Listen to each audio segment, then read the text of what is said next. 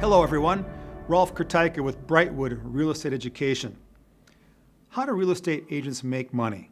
Well, most of you will be working as an independent contractor for a real estate brokerage. Now, agents are paid, the vast majority of agents are paid on a commission basis.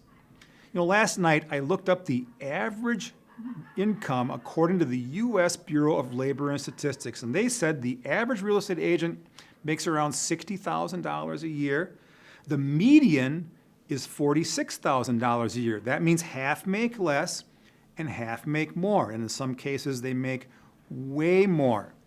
So how does it work? Well, sellers pay their listing broker, all right? And then the broker would pay commissions out to their salespeople and other cooperating brokers. So you split your commissions with your broker. You do that because your broker provides you with training. They're responsible for you. They supervise you. They're liable for you. They guide you. They market for you, provide information. They provide a business platform. So as a business person, you understand that we pay for services. Here's an example of how it might work with a simple 6% commission split. 6% commission with 50-50 splits. How much money would the salesperson work under that assumption?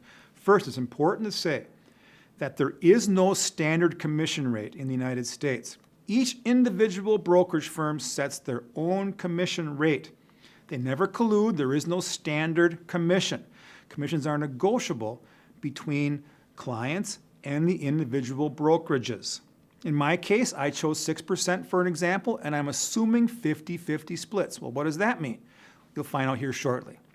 Let's assume a $100,000 sale, and the 6% commission is charged by the listing broker, so the seller pays $6,000 to the listing broker. Now, if there's a buyer's broker, in other words, the listing broker is ABC Realty, but the buyer was represented by XYZ Realty. If they've got a cooperating agreement, like with a multiple listing service, then the listing broker agrees to split their commission with the buyer's broker. Again, I said 50-50 splits for my assumption here, for my example. So the listing broker would take their $6,000 and pay half of that to the buyer's broker. So each broker has made $3,000. Now they're going to split that with their salespersons or their broker associates. And again, assuming a 50-50 split, that's not the case for most brokerages. For some it is. It's just going to be up to the individual broker. That means you as a listing salesperson or a buyer salesperson would earn $1,500.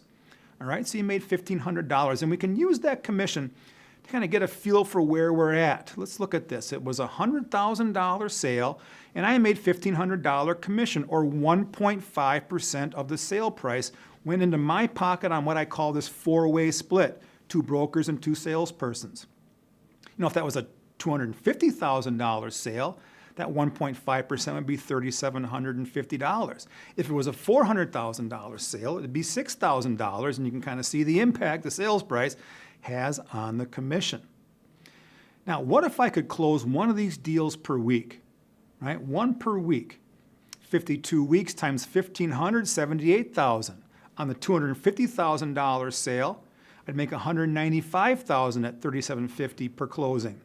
The $400,000 property where I make $6,000 commission, I'd be making $312,000. Look at that. All 3 of these are above the average. All 3 of these are above the median, closing 1 deal a week. Now remember, these are your gross commissions. You got to think like a business person. That's your gross commission. You got to subtract your business expenses from that commission. Now ask your broker for guidance on exactly what kind of business expenses you can expect. But things like marketing and signage, association memberships, multiple listing dues, technology fees, mobile devices, vehicle expenses, things like that. It's always important to keep your eye on the bottom line. Well, good luck. I hope you make a lot of commissions, and all the best in your career.